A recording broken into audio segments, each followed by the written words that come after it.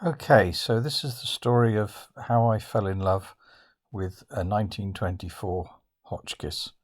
I really went out to buy a Riley Monaco, and I kept seeing this Hotchkiss turn up on the adverts, and it just intrigued me, and so I went out and bought it. Now, when I say I went out looking for a Riley Monaco, yes, that's true, but I wanted something faster than my 1928 Renault NN, and I also didn't want to have to take an engine out and do a major rebuild. That was really quite important, having done that before, and just needed a bit of rest from that. But that's exactly what happened with the Hotchkiss. I believe the first photograph shows the Hotchkiss in France before it was shipped to England. And then the following photos show the ones that were used in the advert by the automobile. And they demonstrated the beautiful originality of it.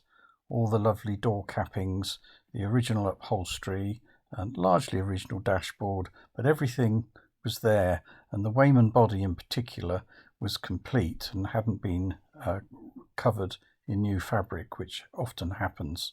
So that really added up to me to make this car a bit special. I like rusty old cars, oily rag type cars, and this was just a grand old vehicle from a different era that had survived over 90 years. In the early 2000s, the Automobile magazine bought this Hotchkiss AM from an auction in France on the recommendation of an agent out there.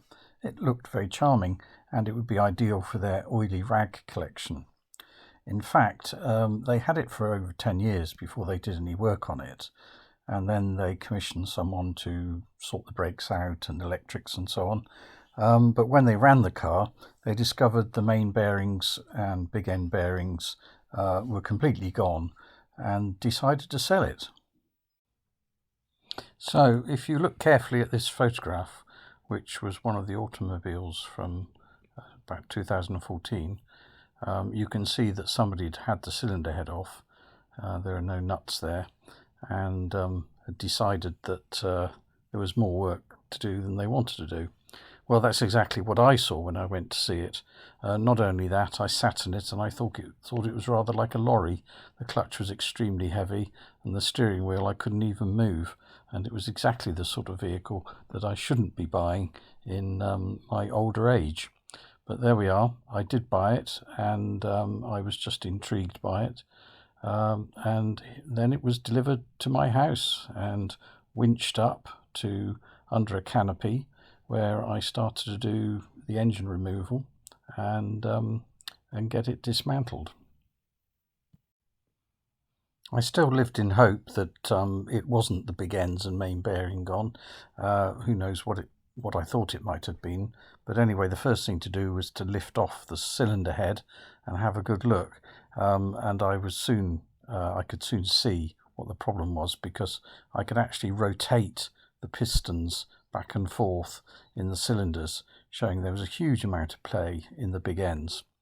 So quick inspection of the engine, I could see the dynamo and magneto were there, and looked completely original. I could see the manifold had a repaired weld on it, and I understand that's a common problem. And I then took the sump off, and that was quite a big job in itself. It's very heavy, lots of nuts and bolts, and also having to remove some of the suspension pins, or at least shift them to get the sump down. And it revealed a horrible black gooey mess covering the whole of the sump and all the underside of the engine. And this rather poor photograph that I'm showing you now was actually the oil filter and the oil filter holder. Hotchkiss were originally known for making munitions and started out in the United States. They had a factory in the 1920s in Coventry and made engines for Morris's, but their main effort became a factory in Paris, and from the early 1900s to the mid-1950s, they made good quality cars. They were always expensive, very well made, and very rugged. My car is a Hotchkiss AM1 made between 1923 and 1925, and they made about 2,900, which seems quite a lot to me. There are only around 20 left in the world. Mine is unusual, with a lovely Wayman fabric body, and it has survived pretty much as a completely original vehicle. Its original owner was an embroiderer in the village of Viesly in northern France, and I have subsequently discovered that his grandson or great-grandson still lives in the same road. The chassis plate number confirms that it was made in 1924. Removing an engine on a vintage vehicle is normally quite easy, really. The Hotchkiss engine obviously is very heavy, but it should be quite simple. Removing the carburettor, the exhaust pipe, fuel lines and so on, separating it from the clutch and removing the engine mountings, removing the radiator, which was an extremely heavy radiator. But it wouldn't come out. It was free and wobbling around, but it wouldn't come out. And it wasn't until after I phoned somebody, who was about the only person who would know, who told me that the clutch fork operated differently on the Hotchkiss. The fork, instead of pushing on the thrust bearing, so it would just release as you pull the engine out, was actually behind the thrust bearing, and the engine was catching on the fork. So I had to do a lot of heating up of levers of the clutch pedal assembly, so I could free the fork so that it would flick backwards as I removed the engine. Once I'd done that, once I knew what to do, it was quite simple, but very heavy. Went onto a pallet, and with the help of my wife, it went into an outbuilding where I could further dismantle it and have a good look at everything. From the underside, you've got the timing gears to the left and the clutch to the right, the round bronze oil pump in the middle with the pipes leading to the main bearings. You can see bits of white metal in the bottom here, which is worn off the main bearings and the crankshaft bearings. If you look at the next clip, you'll see the brass shells where the white metal is worn right down to expose the brass or bronze beneath. These are the timing gears. The big one in the middle is a fibre gear, and one of these failed later on, but looked pretty good at the time. As the crank was heavily scored and the journals of the crankshaft were oval, I had to send it off to be reground by Perrott Engineering in Henstridge, and that gave me a chance to have a look at the interior of the engine and remove all the tar-like substance that the old oil had left. I had to use steam and gunk and diesel, and it took me several days. So once I'd got the engine clean and the crankshaft had been reground and was back with me, both went into the car with the aid of my wife and off to Taffy Hughes in Somerton to have the white metal bearings made up and it to be line bored. Whilst that was happening, I had a look at the flywheel and the teeth were very damaged, so I took them to Redline Engineering in Henstridge to have weld applied, and then once that had been done, I ground them back with an angle grinder, and it all turned out a very good job. So after a while, I was able to retrieve a nice clean engine with new white metal big end bearings and main bearings.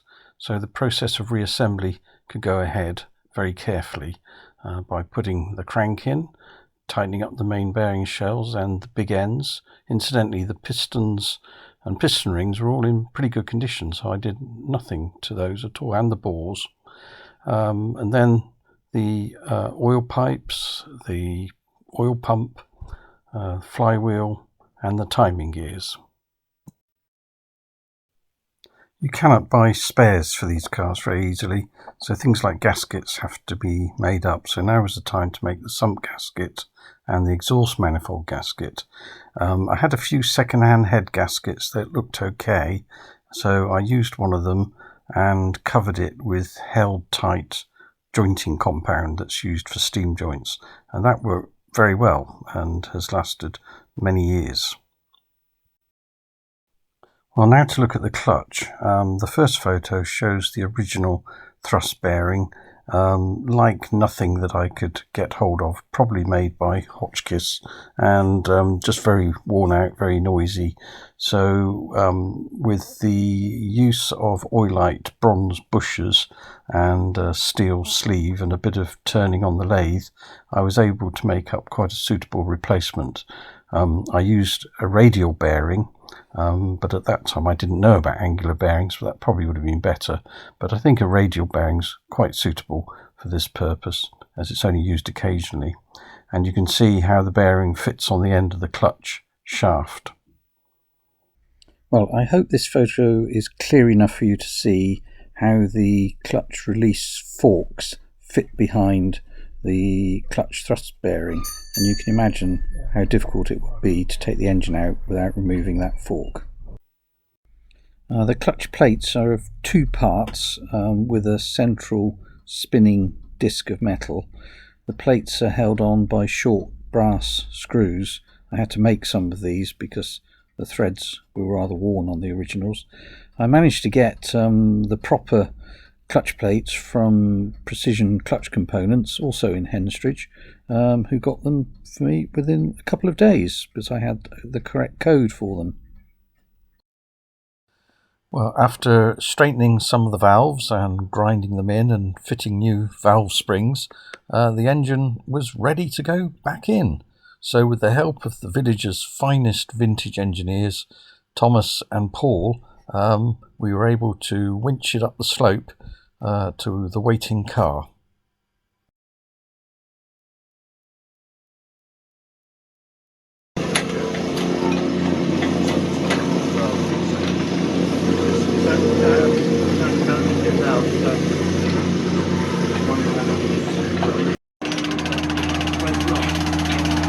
Wait a minute, Tom.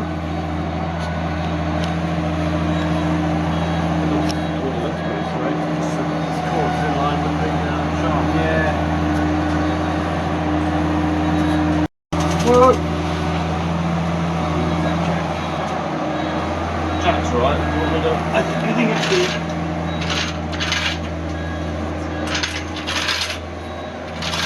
It was originally. Okay. Carry on, Tom. Do you want to check that leg in a bit? Yeah, because it's going off like that. Work. It's twisted. That's it. Okay. That's straight now.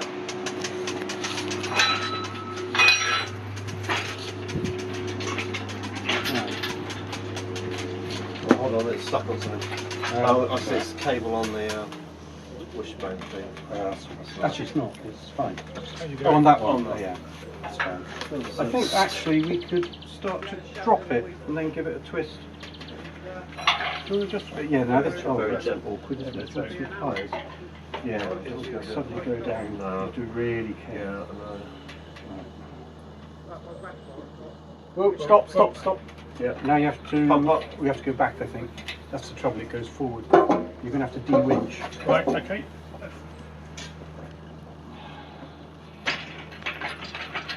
We'll come back on the side. Yeah.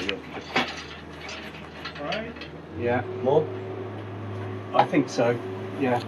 Bit more. Yeah, it's gone back. Okay. Yep. All right.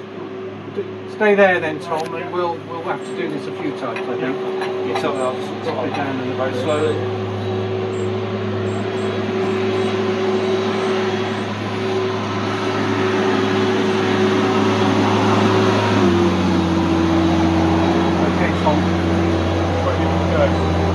Back down the hill again. Stop. Bit further. Yeah, fine.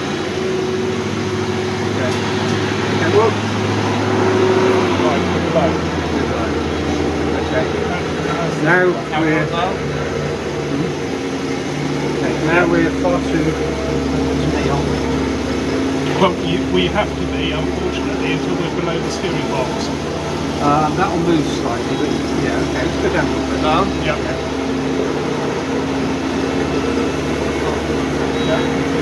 You have to just tell me. Keep going. No, that's absolutely fine. Okay.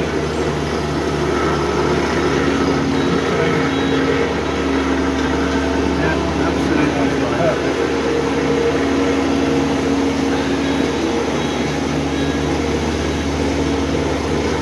Right, okay, stop, yeah, we're just here now. Down a bit more. And jump, jack them both up. Okay, you want to blow the engine? No, I think it's waggle actually.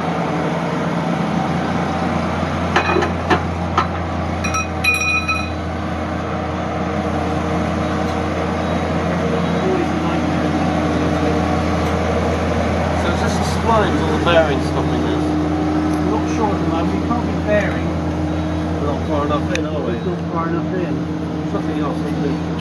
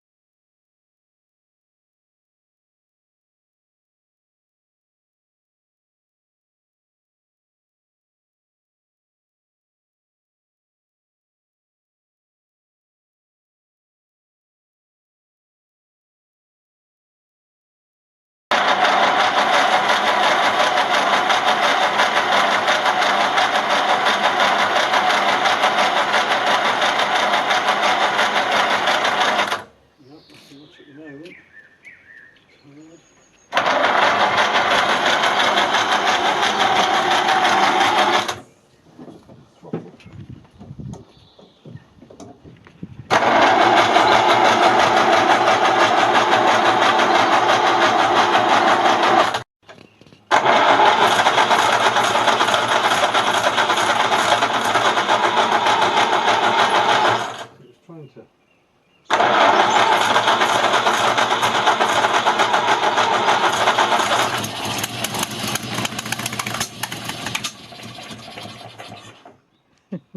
Doesn't sound too good, did it?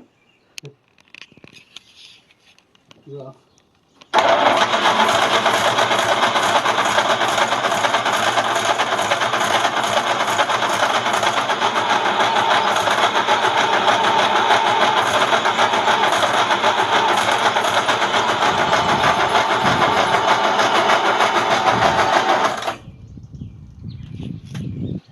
Oh well, a bit disappointing.